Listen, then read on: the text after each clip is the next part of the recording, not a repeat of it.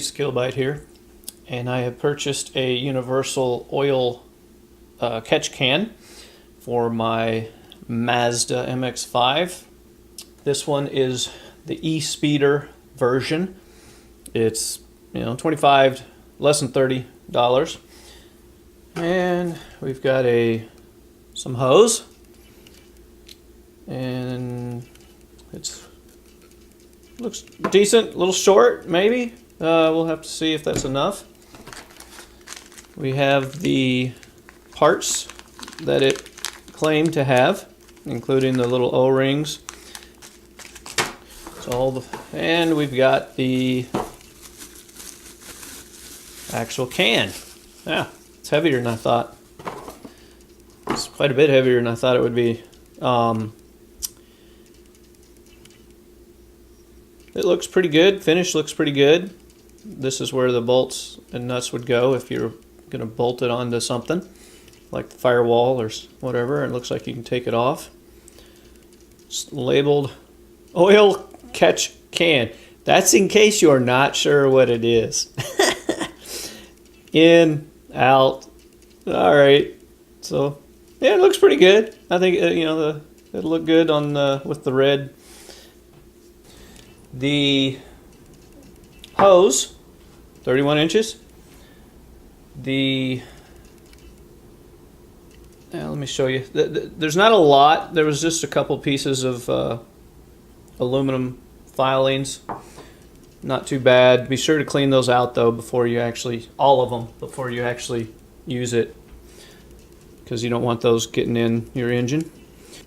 This side is intake, as labeled.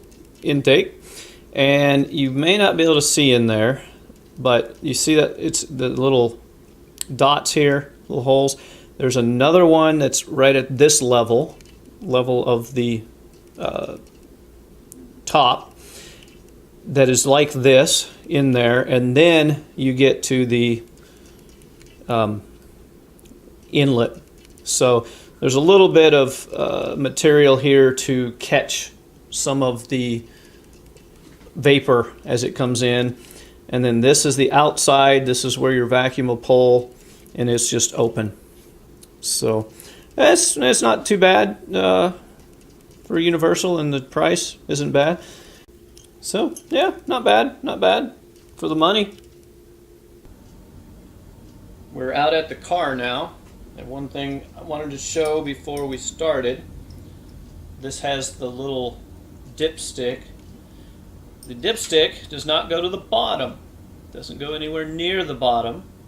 So if you're checking this and you show fluid on the dipstick, you probably want to go ahead and change it so that it doesn't get too high. I prefer to keep mine pretty low.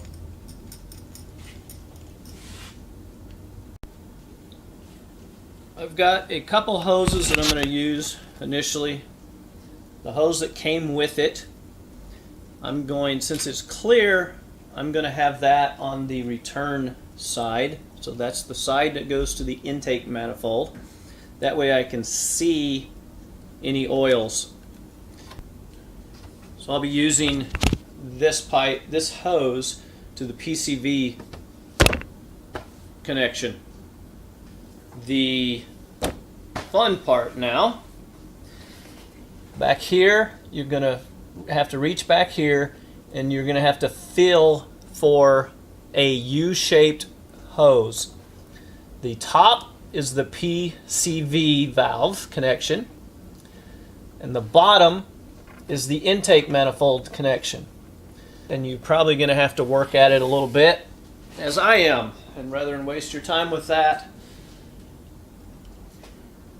ta-da! Okay, this is the little hose. It goes like so. There are no clamps holding it on. I suggest doing the bottom on the intake first. If you reach in there far enough, you'll be able to get your fingers on this side of the hose and pop it out.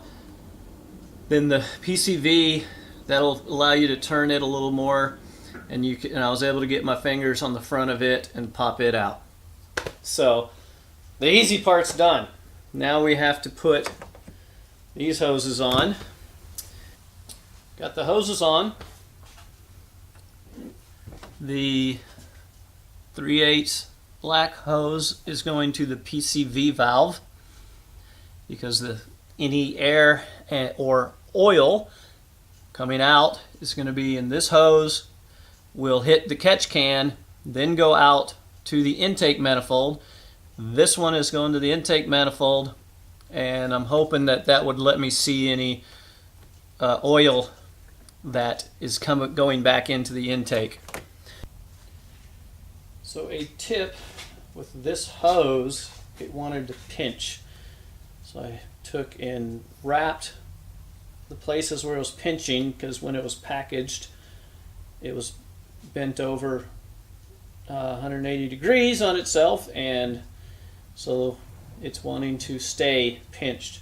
I took some tape, this is electrical tape, and wrapped around tightly in an effort to try to keep it from pinching down. So here is the current state of the catch can. I shortened the hose that came with it because it was just too prone to pinching, which we can't have. And the other one, yes, right now it's doing a little loop. I'll have to cut that. And if I decide that this is where I'm going to keep it, I put it here temporarily because I wanted to get it on there, and I wanted to see if it really does catch much. I don't like where it's at, but it is functional.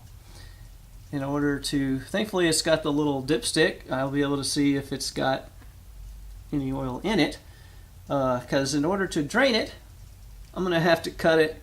I'll cut the 3 zip ties holding it in and take it out. And you know what they say about a universal kit, it doesn't fit anything, but they can work if you play with them enough. They just may not be pretty.